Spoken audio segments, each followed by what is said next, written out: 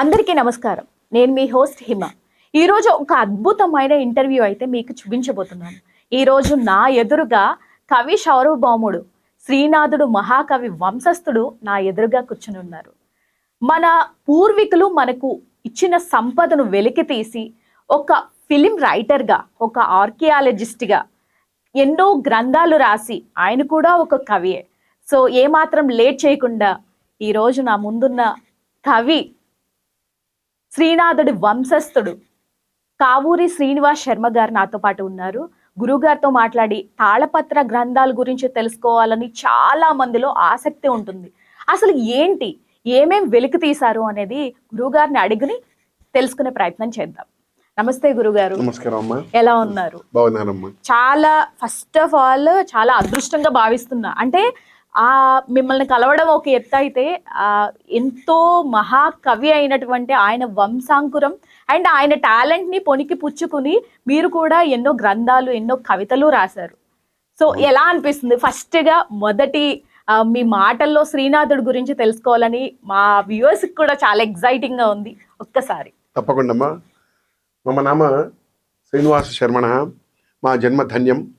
ఎందుకంటే ఆ యొక్క వంశంలో పుట్టడం మా జన్మ ధన్యంగా భావిస్తూ అది 13వ శతాబ్దం నుంచి ఆయన వ్రాసినటువంటి యొక్క ప్రాచీన తాళపత్ర గ్రంథాలు కానీ, శాసనాలు కానీ, దరువులు కానీ ఇవన్నీ కాపాడుతూ మేము ఆయన యొక్క పేరుని ఆ వంశం పుట్టిన తర్వాత, ఆయన తర్వాత కవిని అయింది నేను ఒక్కడే మా వంశంలో.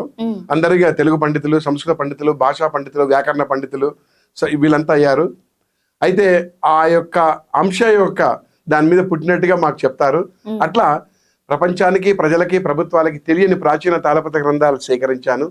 అయితే ముందుగా ఈ అశేష ప్రజానీకానికి మాలాంటి కవులను కానీ, పరిశోధకులను కానీ, రచయితలను కానీ ముందు వెలుగులోకి తీసుకొస్తున్నా ముందు ఛానల్ వారికి నా ప్రత్యేక ధన్యవాదాలు. ఎందుకంటే ముఖ్య సరస్వతి సహస్ర వాగ్వి భవేత్, పని వాగ్వి భవేత్ అన్నట్టుగా అందరూ గొప్పవాళ్ళే. ఒక్కొక్కరు ఒక్కొక్క రంగంలో వాళ్ళ యొక్క అనుభవంతో వెలుగులోకి వస్తారు. అట్లా నేను ప్రాచీన తాళపత్ర గ్రంథాలను సేకరిస్తూ కవిత్వంలో మేము హృదయ నినాదాలు మొదలు పెట్టుకొని అది 10వ తరగతిలోనే నేను కవిత రాయడం జరిగింది. ఆ యొక్క వంశంలో యొక్క పుట్టినందువల్ల నా జన్మ ధన్యంగా భావిస్తూ ప్రపంచానికి, ప్రజలకు ఎన్నో తెలియని గ్రంథాలను వెలికి తీసి ఎంతోమంది మహానుభావులు ప్రాచీన తాళపత్ర గ్రంథాల మీద చేశారు. మ్యాక్స్ ముల్లర్ కానీ, బ్రూట్ మహాశయుడు కానీ, మళ్ళీనేమో చాలా మంది ఉన్నారు. అలాంటి మహానుభావులు సేకరించినటువంటి వాటికంటే కూడా ప్రజలకు తెలియనివి అవి నేను సేకరించి వెలుగులోకి తీసుకొస్తూ త్వరలో పరిష్కరించి ముద్రణలోకి తీసుకొద్దామని ఆ ప్రయత్నంలో ఉన్నాను. గురువుగారు, మీకు అంటే 10th క్లాస్ నుంచే మీరు నాటకాలు అవి వేసి ఉన్నారు కదా, మా కోసం ఒక్క పద్యం గాని, ఒక కవిత గాని. తప్పకుండా అమ్మా. అయితే నేను చిన్నప్పుడు 1975లోనే నేను 6th క్లాస్లో ఉన్నప్పుడు, 5th క్లాస్లో ఉన్నప్పుడు రామాయణ యుద్ధంలో జరిగింది. అది దాంట్లో చిన్న హనుమంతుడి పాత్ర కూడా వేయడం జరిగింది. తర్వాత నాకు ఊహ వచ్చిన తర్వాత 10th క్లాస్ ఉన్నప్పుడు పుల్లూరు, ఎందుకంటే నా జన్మస్థానం పుల్లూరు, సిద్దిపేట జిల్లా, ఇప్పుడు ఉమ్మడి మెదక్ జిల్లాలో ఉండేది.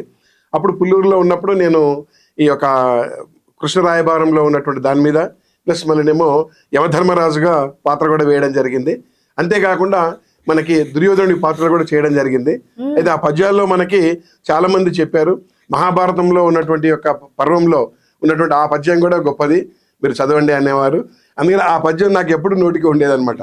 దారుణి రాజ్య సంపద మదంబు నకోమలి కృష్ణ జూచి రంబోరు నిజోరు దేశము నుండగ పిలిచిన ఈ దురాత్మ దుర్వార బాహుపరివర్తత చండ గదాభిఘాత భగ్నోరుత రోరుజేయుదు సుయోధన యుద్ధరణాంతరంబునన్.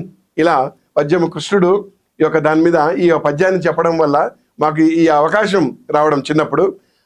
ఇది హనుమంతుడి పాత్రలో, చిన్న హనుమంతుడి పాత్రలో చేయడం, మళ్ళీ దుర్యోధనుడి పాత్రలో చేయడం, మళ్ళీ ఆ తర్వాత కృష్ణ పాత్రలో చేయడం నా అదృష్టంగా భావిస్తూ చిన్నప్పుడే 3 స్టేజీలు డ్రామాలు వేయడం జరిగిందమ్మా. అయితే మాకు ఇప్పుడు ఉన్నటువంటి చాలామంది ఇప్పుడు ఎమ్మెల్యేలు వాళ్ళంతా ఉన్నారు, వాళ్ళు కూడా మాకు వచ్చి ఆశీర్వచనం ఇవ్వడం జరిగింది. ఎంతోమంది మహానుభావులు చిన్నప్పుడు మమ్మల్ని ఆశీర్వదించి వెలుగులోకి తీసుకొచ్చారు. అంతేకాకుండా నేను ఎక్కువ తీసుకుంది ఏంటంటే పోయిటరీ, కవిత్వం అనేది.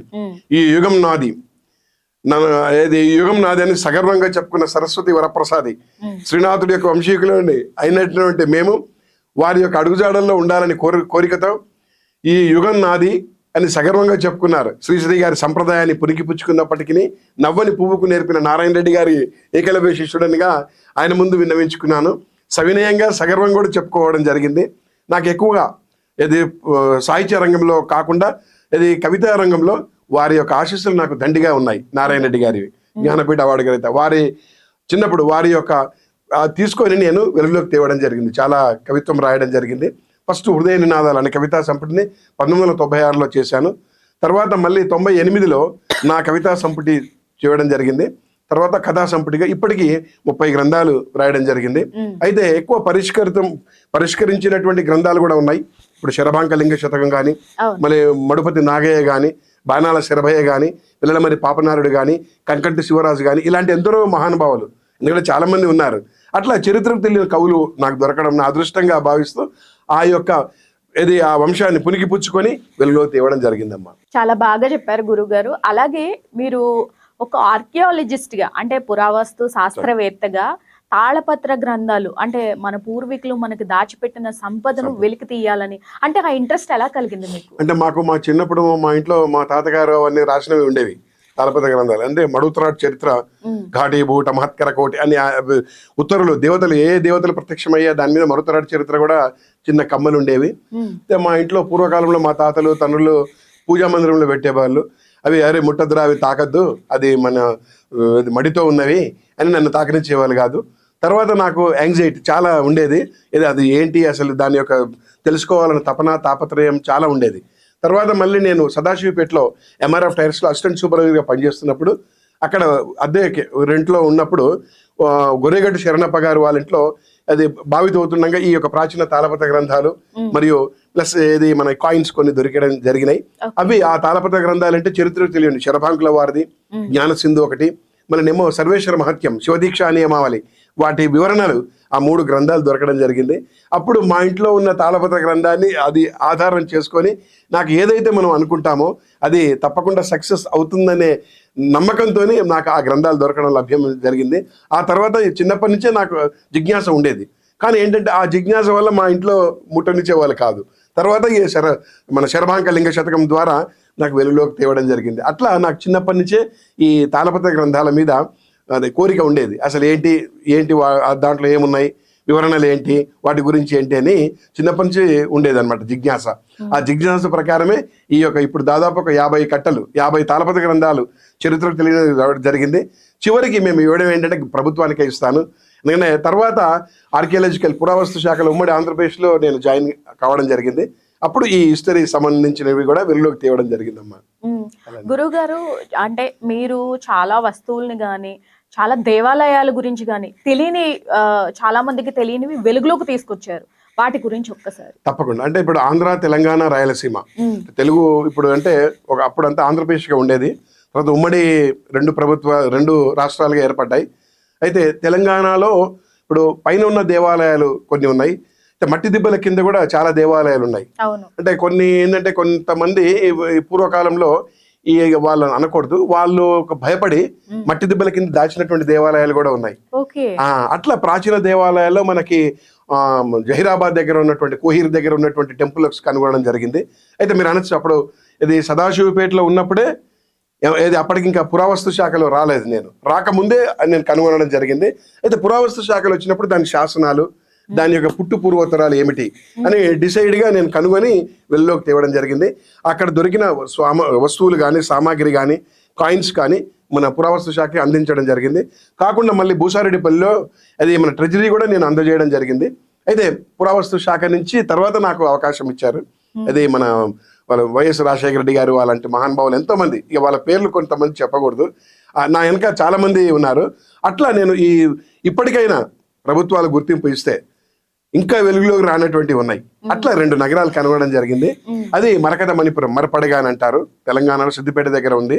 దానివల్ల నాకు అది మన India book of records, world రికార్డ్స్లో కూడా రావడం జరిగింది. కాకుండా మళ్ళీ మనకి కుబేంద్ర మహారాజ్, ఎందుకంటే కుబేర పట్టణాలు, ఎందుకంటే పురాణాలు పురావస్తు ఆర్కియాలజీ పురాణాలు కొన్ని నమ్మవు. అంటే మేము ఏం చేస్తామంటే ఆ పూర్వకాలం నుంచి వేదాలు ఇవన్నీ నేర్చుకున్నాం కాబట్టి, సంస్కృతిలో ఇవన్నీ ఉన్నాయి, ప్రవేశం ఉంది కాబట్టి వాటిని ఆధారంగా చేసుకొని మనకి కుపేంద్ర మహారాజ్, కాకుత్స మహారాజు యొక్క వంశస్థులైనటువంటి కుపేంద్ర మహారాజు గారి కుబేర పట్టణం మనకి జహీరాబాద్ దగ్గర ఉంది. జర అంటే సెలయేరు, జర అంటే రూపము, జర అంటే బుడగ, సాక్షాత్ శివుడు లింగరూపమైనటువంటి మహాక్షేత్రంగా భావిస్తారు. అయితే అరుణాచలంలో మాత్రం వాగ్వివాదం జరిగింది బ్రహ్మ విష్ణువులకి, కానీ లింగరూపమైంది ఇక్కడే మన తెలంగాణకు సంబంధించి అంటారు. అయితే తెలంగాణ అనేది పూర్వకాలం నుంచి ఉన్నప్పటికీ దాని మీద వచ్చింది. అట్లా ఈ దండకారణ్యంలో సగ భాగంలో మనకి ఆధారాలతో సహా వెలుగులోకి రావడం జరిగింది. అటు ఆర్కియాలజికల్ శాసనాలు ఉన్నాయి, మరియు ఇది మన వీటికి పురాణాలకు సంబంధించిన కథలు కూడా ఉన్నాయి. వాటికి దగ్గర తీసుకొని అప్పుడు మేము వెలుగులోకి తీసుకొచ్చి ప్రజలకి ఎవిడెన్స్తో సహా చూపించడం జరిగిందమ్మా. అట్లనే